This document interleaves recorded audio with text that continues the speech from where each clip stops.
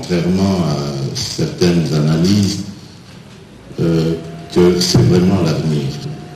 D'ici 50 ans, on va dire, la population africaine s'élèvera à 2,5 milliards d'habitants.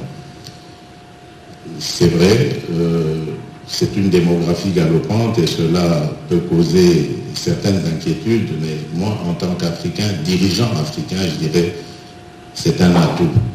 C'est un atout, mais certes, mais cela dépendra évidemment de la manière dont les cadres, les dirigeants africains se comporteront vis-à-vis de cette population qui sera en majorité composée de jeunes, je dirais même de très jeunes, de moins de 25 ans à peu près. Donc ça veut dire que c'est un avenir, mais il faut réussir des défis pour que cet atout soit transformé en capital. Et ces défis, c'est d'abord pour moi l'éducation. Nous devons réussir l'éducation, emmener toute cette jeunesse dans l'éducation. Nous avons commencé à le faire en République démocratique du Congo. Dès mon arrivée à la tête de ce pays, j'ai décrété l'éducation gratuite pour tout le monde. Et cela a eu comme impact de ramener dans le parcours scolaire près de 4 millions d'enfants. Toutefois, le président en exercice de l'Union africaine a présenté les défis auxquels est confronté son continent et particulièrement son pays, la République démocratique du Congo. Le grand défi en Afrique, il est sécuritaire. Il n'y a pas de développement plutôt sans paix, sans sécurité. Sécurité pour les populations locales, mais sécurité également pour les investissements. Et à partir de là, je crois que le boulevard sera ouvert pour des grands investissements dans l'infrastructure qui est un grand défi pour le développement de l'Afrique et bien d'autres secteurs. J'ai parlé de l'agriculture, de l'éducation, du social avec des logements. Tout cela, évidemment, peut faire le bonheur à la fois des Africains, mais également de ceux qui viendront y investir dans un partenariat que nous voulons gagnant-gagnant. Dans un jeu de questions-réponses bien maîtrisé, le président de la République démocratique du Congo a donné toutes les assurances à ses interlocuteurs méticuleux. Ce forum de référence DST aura été une vraie vitrine pour vendre une image positive de l'Afrique et de la République démocratique du Congo. Notez également qu'une délégation de la Banque africaine de développement séjourne en République démocratique du Congo, la BAD, l'un des partenaires importants de la RDC dans la mise en place de grands projets, renforce sa coopération dans l'exécution de ce projet. Le Premier ministre Jean-Michel Sama Lukonde en a discuté avec cette délégation. La Banque africaine de développement s'engage à accompagner la République démocratique du Congo dans la matérialisation des grands projets de développement sur les plans structuration et financement, cas des projets INGA 3, route rail et autres. Après 3 jours de mission en République démocratique du Congo, la délégation de la BAD a, au cours d'une réunion avec le Premier ministre Jean-Michel Sama Lukonde Kyenge, livré les conclusions de la dite mission. Nous avons donc présenté, comme je l'ai dit, les grandes conclusions de la mission, les appuis aux réformes. Et là aussi, nous avons félicité le pays et le gouvernement pour la conclusion du programme avec le Fonds monétaire, qui est un programme qui va permettre au pays de consolider ses indicateurs macroéconomiques et surtout faciliter la relance économique. Nous avons aussi parlé des grands projets que nous avons en commun.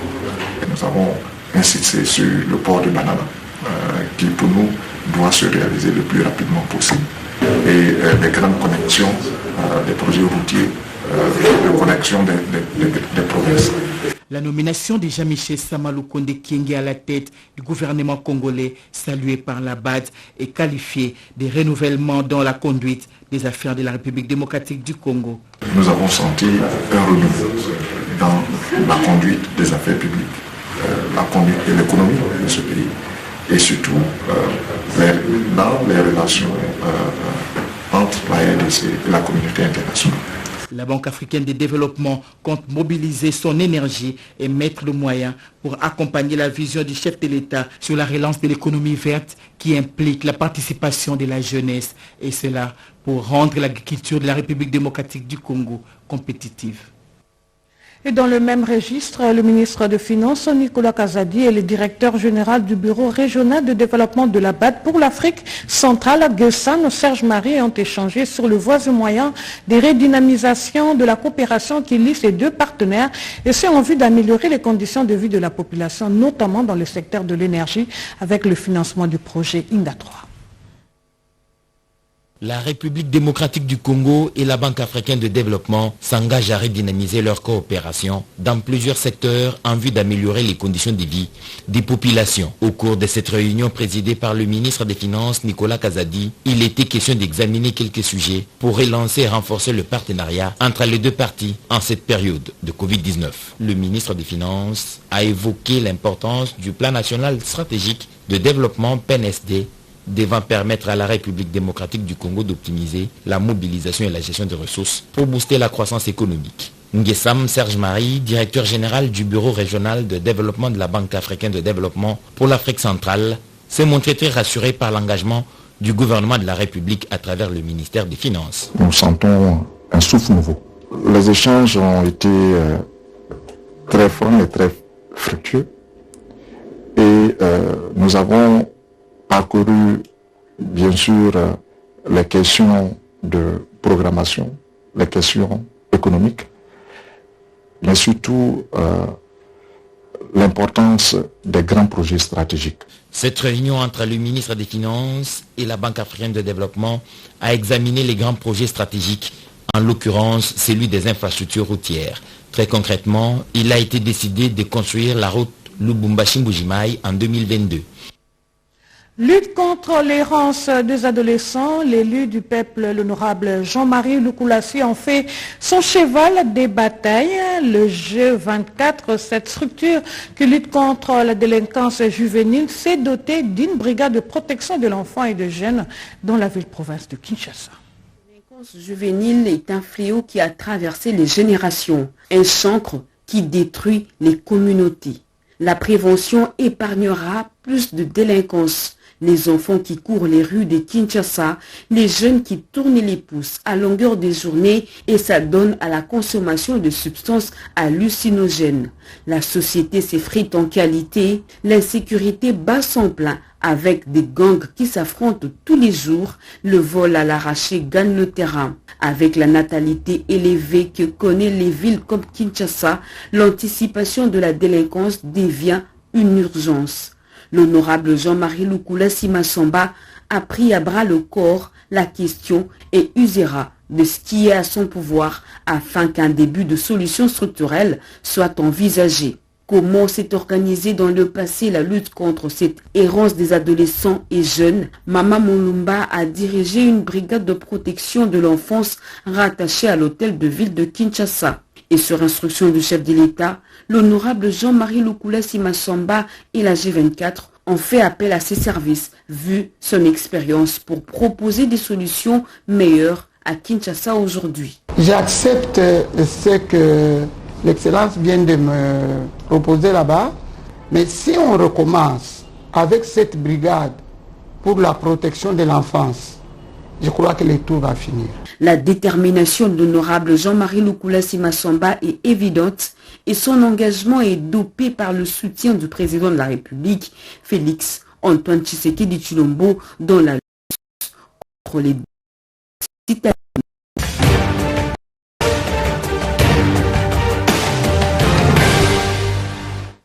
La semaine du président a été dominée par son séjour à Rome, dans la capitale italienne. Félix Antoine Tshisekedi a eu des entretiens avec son homologue Sergio Mattarella sur des questions d'intérêt commun, de raffermissement de relations bilatérales d'amitié et de coopération multisectorielle entre les deux pays. Au cours de la semaine qui s'achève, le président de la République Félix Antoine Tshisekedi Tshilombo a poursuivi son périple européen. Le chef de l'État est arrivé à Rome pour une visite placée sous les signes de l'amitié et de raffermissement de la coopération entre l'Italie et la République démocratique du Congo. C'est au palais présidentiel du Quirinal que le président italien Sergio Mattarella a accueilli son homologue de la RDC. Les deux chefs d'État ont, au cours de leur tête-à-tête, passé en revue les relations bilatérales séculaires entre Rome et Kinshasa, des relations qui doivent se raffermir davantage et s'orienter vers une coopération multisectorielle. Au sujet de la disparition tragique de l'ambassadeur italien Luca Attanasio en RDC, les deux chefs d'État ont condamné l'acte odieux et estimé qu'il n'est pas de nature à freiner les bonnes relations bilatérales entre l'Italie et la RDC. Sergio Mattarella et Félix-Antoine Tshisekedi Tshilombo se sont félicités mutuellement pour le partage d'informations liées à cette tragédie. Les échanges de deux chefs d'État se sont terminés par une séance de travail élargie dans la salle d'El Spice, la mythique salle des Verts de Quirinal. Les relations bilatérales italo-congolaises sont au beau fixe. Plusieurs sujets ont fait l'actualité de la semaine, parmi lesquels l'incendie déclaré dans la ville de Mbuji-Mayi au Kasaï oriental. Entre-temps, les élèves finalistes ont aussi passé leurs 4 jours d'examen d'État et un convoi de FARDC était tombé en embuscade par le groupe armé. Autant de sujets parmi tant d'autres qui ont marqué cette semaine, je le disais tantôt. Suivez le résumé dans ce registre. C'est une semaine dramatique à Mbuji-Mayi. Un feu d'essence était à l'origine d'un incendie au grand marché de Bakwadianga. Bilan, un mort et des brûlés au 3e degré. Au Kasaï toujours, les villages sinistrés dus à la pollution des rivières Chikapa et Kasaï vont bénéficier des forages d'eau potable. En séjour dans ce coin du pays, le ministre d'État en charge du développement rural a visité les sites concernés. Parlons sécurité, perquisition cette semaine à la résidence de John Numbi. Sur le lieu, les éléments des FARDC ont saisi un arsenal d'armes de guerre et plusieurs cartons contenant des procès-verbaux des différents dossiers. Un convoi est tombé dans une embuscade sur l'axe Komanda-Bouma en Ituri. À l'académie militaire de Kananga, des officiers appelés à bannir des antivaleurs ont prêté serment devant le ministre de la Défense, une cérémonie marquant la fin de leur formation. En début de semaine, les députés nationaux ont prorogé de 15 jours pour la 7e fois l'état de siège. Au ministère de la Défense nationale, les officiers des FARDC et de la police nationale réunis autour du ministre ont fait l'évaluation de l'état des sièges. Coup d'envoi le lundi de l'examen d'État édition 2020-2021 à Kinshasa, le Premier ministre Jean-Michel Samalukonde en a donné le go. Et c'est à Kenge dans le Kwango que le ministre de tutelle a participé au déroulement de ces épreuves. Près de 775 000 finalistes ont participé à ces épreuves marquant la fin du cycle secondaire, au nombre desquels les élèves malvoyants ont également passé cet examen en braille. Aux côtés des affaires sociales, 11 000 élèves se sont présentés au jury dans l'éducation non formelle pour l'obtention de brevets d'aptitude professionnelle. La foire de la jeunesse a vécu cette semaine à Kinshasa, occasion encourager l'entrepreneuriat des jeunes. En sport, le Premier ministre a encouragé le 11 national avant de s'envoler pour Lubumbashi. Arrivé à Kinshasa via Matadi de conteneurs des matériels des 13 ponts. Ce premier lot constitue la première étape de ce projet de modernisation des ponts à travers le pays. Au chapitre de la coopération, la 4e session ordinaire RDC-Burundi s'est tenue à Kinshasa pendant 3 jours. Les deux parties ont signé des accords dans plusieurs domaines, notamment le commerce frontalier, le transport aérien ferroviaire lacustre et le rapatriement des réfugiés. Enfin, cette bonne nouvelle, libération de 67 otages des mains de groupes armés en Ituri sur l'axe routier Komanda Luna, sur la RN, la route nationale numéro 4. Une Administration publique unifiée ou disparité entre agents et public n'existe pas, c'est possible. C'est le défi lancé par le vice-premier ministre en charge de la fonction publique, Jean-Pierre Liaou, qui pour ce faire est arrivé à Goma, dans le Nord Kivu. Accueilli avec pompe sa descente d'avion à Goma, dans le Nord Kivu, le vice-premier ministre de la fonction publique, modernisation de l'administration et innovation du service public, Jean-Pierre Liaou, a révélé à la presse l'objet de sa mission. C'est lui du passage en revue du fonctionnement des services de l'administration publique dans le Nord Kivu.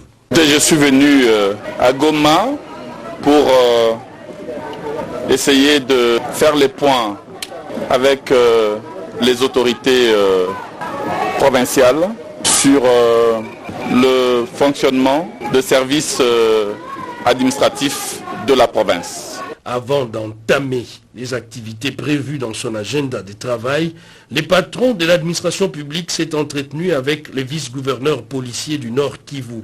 Question pour lui de recueillir assez d'informations et d'apporter des solutions. Mon ambition, c'est celle d'unifier l'appareil administratif de notre pays, créer un matelas de droit d'équité, rendre à l'administration et à chaque agent la justice sociale. Jean-Pierre Liaou prévoit des échanges avec les responsables au niveau provincial de l'administration sur la situation des agents publics pour résoudre l'épineuse question des disparités dans les traitements du personnel des carrières de l'État. D'une province à une autre, allons à présent au Sud Kivu, où les routes Bukavu, Kamanyola et Uvira sont dans un état de dégradation très avancé. Les tronçons routiers asphaltés entre Kamanyola et la ville d'Uvira, long de 70 km, construits par le régime du maréchal Mobutu Sese Seko, est en délabrement très avancé. Presque tous les ponts et les buses métalliques posées sur cette route sont menacés par les érosions provoquées par les eaux des pluies qui débordent des rivières. Les buses sont menacées au niveau du collecteur Kihoro, dans le village Kitemesho, en groupement de Luberizi, et celui de Rushima, qui sépare les groupements Luberizi et Kakamba, dans la chefferie de la plaine de la Ruzizi en territoire d'Uvira. Cette situation risque de couper la circulation entre la ville de Bukavu, chef-lieu de la province du Sud Kivu, et le port de Kalundu de la ville d'Uvira. La chaussée est tellement menacée dans la cité de Sange, mais aussi à d'autres endroits entre le pont Kawizi et le village SOS d'Uvira. La coupure du trafic aura des conséquences graves pour l'économie de la province du Sud Kivu et celle des provinces du Maniema et du Tanganyika. La route nationale numéro 5 relie la ville de Bukavu aux frontières RDC-Rwanda et RDC-Burundi, mais aussi au port national de Kalundu, le deuxième port en République démocratique du Congo, et celui de Mushimba qui est à Baraka dans le territoire de Fizi. Monsieur Kijemba Kaliogo, habitant de Kitemesho, sollicite l'intervention du gouvernement central. En dehors de la plaine de la Ruzizi, plusieurs tronçons routiers sont menacés aussi, notamment les tronçons routiers Nyangezi-Kamanyola dans les escarpements de Ngomo en territoire de Walungu. Entre-temps, la desserte en eau potable sur toute l'étendue de la République est une priorité du gouvernement de Borne-Fontaine pour desservir la population de Kabinda vient d'être inaugurée. Un ouf de soulagement pour la population du quartier Bel Air, commune de Mudingaï, dans la ville de Kabinda. En effet, une deuxième borne fontaine vient d'être inaugurée dans ce quartier ce jeudi 1er septembre 2021 par le chef des centres secondaires de la régie des eaux, le bishop Abakou Kiaboumulenda. Dans son mot de présentation de la dite borne à la population de ces coins, le chef des centres de la régie des eaux dans la ville de Kabinda a démontré et expliqué que c'est dans le cadre de l'amélioration des conditions de vie de la population congolaise qui est la vision du chef de l'État, Félix-Antoine Tshisekedi-Tshilombo, que cette borne fontaine a été implantée dans ces quartiers pour desservir en eau potable à la population de ces quartiers. Des conditions de vie de population reste le champ de bataille du chef de l'État, Félix-Antoine Tshisekedi-Tshilombo. Voilà pourquoi la régie des eaux vient ici dans ces quartiers pour matérialiser la vision du chef de l'État. À partir d'aujourd'hui, vous aurez au moins l'accès à l'eau potable au nom du chef de l'État. Quelques bénéficiaires présents à cette cérémonie ont donné leurs impressions de joie tout en remerciant les chefs de l'État pour cet acte combien louable. Pour rappel, c'est la deuxième borne fontaine pour ce quartier